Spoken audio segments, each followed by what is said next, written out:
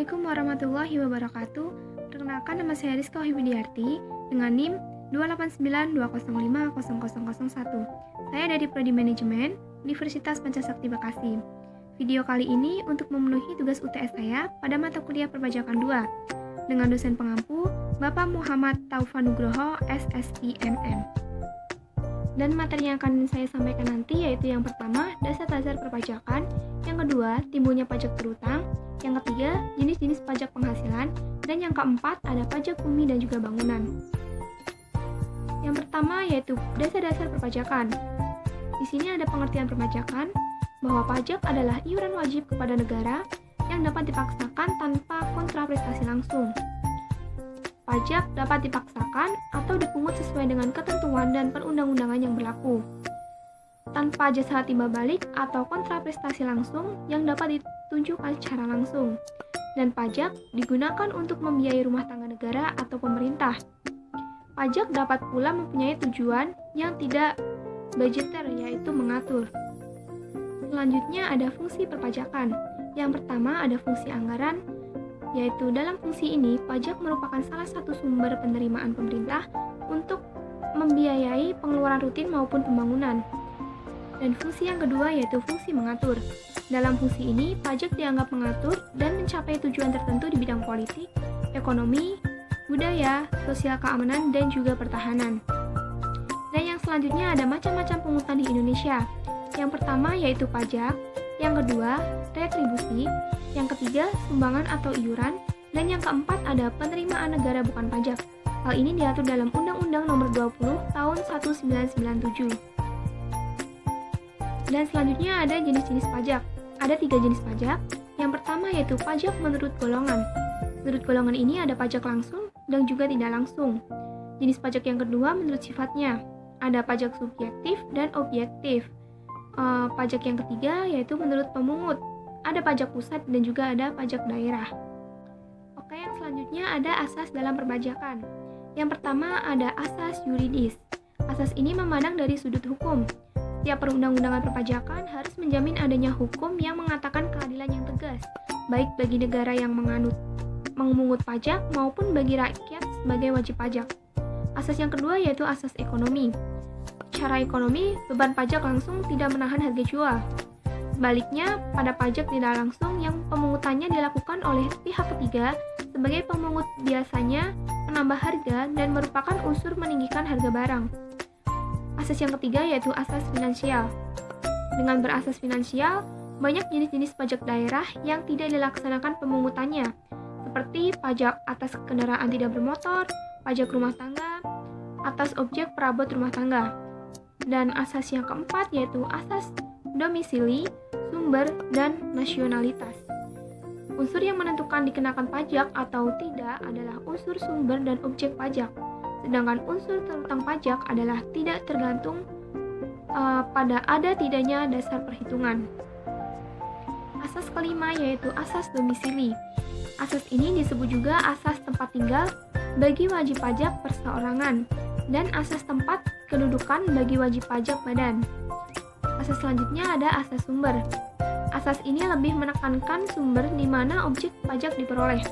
Dalam Undang-Undang PPH tahun 1984, penerapan asas ini maka atas penghasilan yang diperoleh dari Indonesia, meskipun yang memperoleh itu bukan rakyat atau mereka yang tidak bertempat tinggal di Indonesia.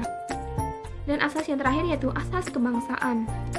Asas ini disebut juga asas nasionalitas, yaitu suatu asas yang menitik beratkan masalah kewarganegaraan. Masuk pada materi kedua yaitu timbulnya pajak terutang. Timbulnya pajak terutang atau utang pajak yaitu saat diundangkannya undang-undang pajak serta telah dipenuhinya syarat subjektif dan objektif dari utang pajak tersebut. Artinya, apabila suatu undang-undang pajak diundangkan oleh pemerintah, maka pada saat itulah timbulnya utang pajak sepanjang apa yang diatur dalam undang-undang tersebut, menimbulkan suatu kewajiban bagi seseorang, yaitu yang dipenuhinya syarat subjektif dan juga objektif. Ajaran ini diterapkan pada self-assessment system. Dan selanjutnya yaitu hapusnya utang pajak. Yang pertama yaitu pembayaran. Utang pajak diselenggarakan dengan pembayaran pajak yang dilakukan. Yang kedua, kompensasi. Utang pajak diselesaikan dengan kompensasi pajak yang telah dilakukan. Yang ketiga, ada daluarsa atau kadaluarsa. Utang pajak diselesaikan dengan berakhirnya masa pajak atau kadaluarsa. Yang keempat, ada pembebasan. Utang pajak selesai karena adanya kebijakan pembebasan pajak. Dan yang kelima yaitu penghapusan. Utang pajak diselesaikan dengan cara penghapusan. Yang kelima, pengecualian pajak atau tax incentive, yaitu utang pajak yang dikecualikan. Selanjutnya yaitu paham timbulnya utang pajak. Ada dua teori timbulnya utang pajak, yaitu teori material dan teori formal. Yang pertama, teori material, yaitu utang pajak timbul dengan sendirinya karena telah memenuhi syarat objek pajak, yaitu tidak memerlukan campur tangan fiskus. Yang kedua, tidak memerlukan diterbitkannya SKP atau sejenisnya terlebih dahulu. Yang ketiga, fungsi fiskus melakukan pengawasan dengan menguji kepatuhan WP. Dan untuk fungsi SKP yaitu dasar penagihan pajak dan juga menentukan jumlah utang pajak. Teori yang kedua yaitu teori formal, bahwa utang pajak timbul pada saat dikeluarkan surat ketetapan pajak oleh fiskus. Masuk pada materi yang ketiga yaitu jenis-jenis pajak penghasilan. Yang pertama ada PPh pasal 21, yaitu pajak atas penghasilan berupa gaji, upah, honorarium, tunjangan, dan pembayaran lainnya sehubungan dengan pekerjaan atau jabatan, jasa, dan kegiatan lainnya yang dilakukan oleh wajib pajak orang pribadi dalam negeri. Yang kedua ada PPh pasal 22, adalah pajak yang dipungut oleh bendaharawan pemerintah pusat ataupun daerah, instansi atau lembaga pemerintah, dan lembaga-lembaga negara lainnya, berkenaan dengan pembayaran atas penyerahan barang dan yang dipungut oleh badan-badan tertentu, baik itu pemerintah maupun swasta, berkenaan dengan kegiatan di bidang impor atau kegiatan usaha di bidang lain. Yang ketiga yaitu PPh pasal 23. Ketentuan dalam PPh pasal 23 ini mengatur pemotongan pajak atas penghasilan yang diterima wajib pajak dalam negeri dan bentuk usaha tetap yang berasal dari modal, penyerahan jasa, atau penyelenggaraan kegiatan selain yang telah dipotong pajak penghasilan 21 yang dibayarkan, disediakan untuk dibayarkan, atau telah jatuh tempo pembayarannya oleh badan pemerintah, subjek pajak dalam negeri, penyelenggara kegiatan, bentuk usaha tetap, atau perwakilan perusahaan luar negeri lainnya. Yang keempat ada PPh pasal 24. PPh pasal 24 adalah kredit pajak di dalam negeri atas pajak yang terutang atau dibayar di luar negeri berkenaan dengan usaha atau kegiatan di luar negeri. Pajak penghasilan yang dibayar atau terutang di luar negeri yang dapat dikreditkan terhadap pajak penghasilan yang terutang atas seluruh penghasilan WP dalam negeri. Yang kelima ada PPh pasal 25. Ketentuan pasal 25 Undang-Undang PPh mengatur tentang perhitungan besarnya angsuran bulanan yang harus dibayar sendiri oleh WP dalam tahun berjalan.